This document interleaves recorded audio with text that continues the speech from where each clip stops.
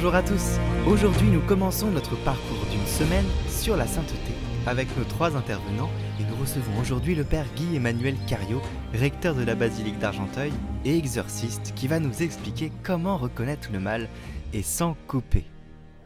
Nous sommes entrés en carême le mercredi des Cendres et le premier dimanche de carême, nous avons entendu le récit de la tentation de Jésus au désert. Tous les ans, on l'entend. Et c'est important parce que nous aussi, pendant ce carême, on va rencontrer le diable. Alors, le diable que nous connaissons le mieux, c'est le tentateur, celui qui nous tente en permanence. Alors, je voudrais vous dire quelques petites choses sur ce tentateur qui vont nous permettre de mieux le concevoir. La première chose, c'est que ce tentateur nous présente toujours le mal comme un bien. On se souvient du récit de la Genèse où Ève va écouter le serpent qui va lui présenter un fruit et Ève trouve que le fruit est savoureux, agréable à regarder et désirable. Voilà, savoureux, agréable à regarder, désirable. Elle ne choisit pas un fruit pourri, elle choisit un fruit qu'elle croit bien pour elle. Donc, important, il nous montre toujours que ce qu'il nous propose est un bien pour nous. Je vous donne un petit exemple. Par exemple, voilà, je me presse pas pour arriver à l'heure à un rendez-vous. Je me dis, finalement, c'est pas grave, les gens vont attendre. C'est pas très grave. Alors, c'est un bien parce que je reste peinard chez moi, tranquillement.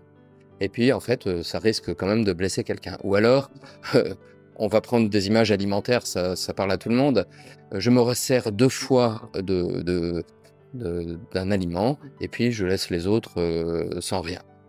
Pour moi, c'est un bien parce que je suis gourmand et j'aime bien manger. Mais les autres, ils n'ont rien. Voilà. Donc, le tentateur nous présente toujours le mal comme un bien. La seconde chose, c'est qu'il nous connaît très bien. C'est un ange, il est intelligent, beaucoup plus que nous. Et saint Ignace de Loyola disait que il est comme un ennemi qui fait le tour de notre citadelle pour repérer là où il y a des brèches, là où le mur est le plus fragile. Et il connaît nos fragilités encore mieux que nous-mêmes. Et c'est là où il va attaquer. C'est là, il appuie là où ça fait mal. Il appuie là où nous sommes fragiles. C'est intéressant et important parce que ça, et pour ce temps de carême particulièrement, ça nous pousse à une grande vigilance, à nous-mêmes, à bien repérer où sont nos fragilités pour nous préparer, parce que c'est là que nous serons attaqués, à n'en pas douter. La troisième chose que je vais vous dire, c'est que ce tentateur, ce diable, se dresse contre nous, oui, certes, mais il se dresse d'abord contre Dieu. Il est l'ennemi de Dieu. Il est l'ennemi de Dieu. Il veut que son plan de salut échoue en nous. Il ne veut pas que ça réussisse. Et c'est quoi le plan de salut de Dieu pour nous? C'est de faire de nous ses enfants, de vous, de chacun d'entre nous. On pense pendant ce temps de carême d'ailleurs aux catéchumènes, à ceux qui se préparent au baptême. Voilà, Dieu veut faire des hommes et des femmes ses enfants. Eh bien, le diable n'est pas d'accord. Et par jalousie, il veut faire échouer ce plan de Dieu. Et il déborde d'imagination pour le faire échouer. Alors évidemment, il s'attaque à nous pour atteindre Dieu. Et ça, c'est quelque chose aussi qu'il faut bien comprendre. À travers nous, c'est Dieu qu'il vise. Une quatrième chose, c'est que nous ne sommes pas abandonnés par rapport à ces attaques, par rapport à ces tentations. Nous ne sommes pas tout seuls. D'abord, et c'est important de le rappeler en ce temps de carême, nous avons la grâce des sacrements. Sacrement du baptême, évidemment, et puis sacrement de la réconciliation et de la pénitence, qu'on appelle la confession. Je crois que partout où les confessionnaux sont vides, le diable prospère. Vous voyez, un vieil exorciste disait que une confession vaut mieux que 100 exorcismes. La confession, c'est le lieu où on vient se reconnaître humble, petit. Et ça, le diable ne peut pas concourir avec nous, parce que lui, il est nul en humilité. Il est nul en amour et en humilité. Nous, quand on vient demander pardon pour nos péchés, humblement, j'ai presque envie de dire joyeusement, parce que connaître nos fragilités, c'est pas quelque chose de triste. C'est quelque chose de vital pour nous. Si on veut vraiment s'en sortir spirituellement, il faut partir de là. Je suis petit, Seigneur. On a reçu les cendres il y a quelques jours. Je suis comme un grain de cendre, Seigneur. Mais dans la lumière, dans ta lumière, ce grain de cendre, il vole Il vole, il est tout irisé de ta couleur, Seigneur. Eh bien, c'est ça. Nous sommes des petites choses, des petites cendres, et pourtant ces petites cendres ont valu le sang de Dieu. C'est immense, c'est énorme. On n'a aucun mérite là-dedans, mais quelle joie de savoir ça. Et quelle joie de savoir ça quand on vient demander pardon pour nos péchés. Alors, c'est pas toujours joyeux quand on vient demander pardon pour nos péchés, parce que c'est triste aussi. On vient euh, constater un peu le gâchis qu'on fait des dons de Dieu dans notre vie, mais c'est aussi fondamental de faire ça et tout à fait nécessaire. Donc, la confession, c'est vraiment une arme extraordinaire contre le tentateur. Il vient toujours susurrer à nos oreilles, toujours nous présenter les choses comme étant un bien alors que c'est un mal. Il va passer par là où nous sommes le plus fragiles pour se dresser contre Dieu. Eh bien, face à tout cela, nous devons nous-mêmes, en ce début de carême, en cette première semaine de carême, vraiment lister, repérer là où sont nos fragilités. Et je vous invite clairement à le faire. Prenez peut-être un quart d'heure tranquillement chez vous et vous notez où sont mes fragilités, où sont les lieux où je manque de résistance. Ça va beaucoup vous aider de faire cela.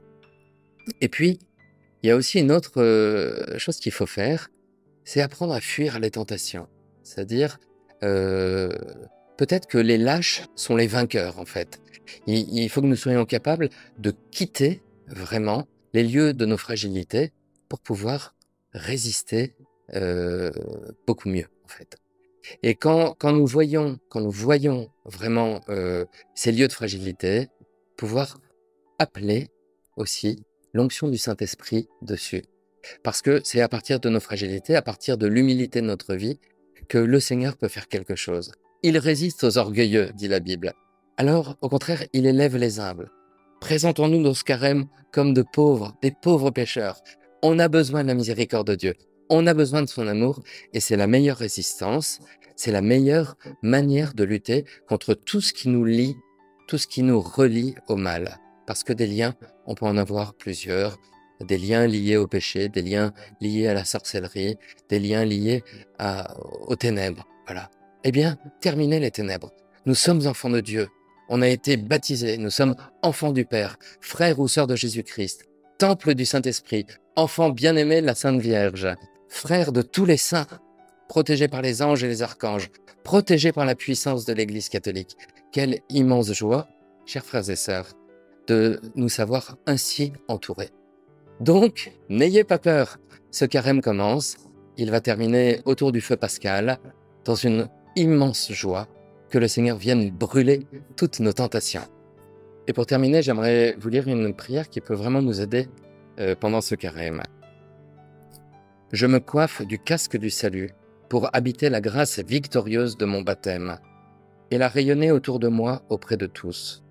Je revais la cuirasse de la justice pour me garder de toute pensée erronée ou mauvaise, de toute peur et anxiété, de toute maladie ou mal physique. Je mets la ceinture de la vérité afin d'être vrai à tous les niveaux de ma personne. J'enfile les sandales de l'évangile de la paix afin de pouvoir être le messager de la bonne nouvelle.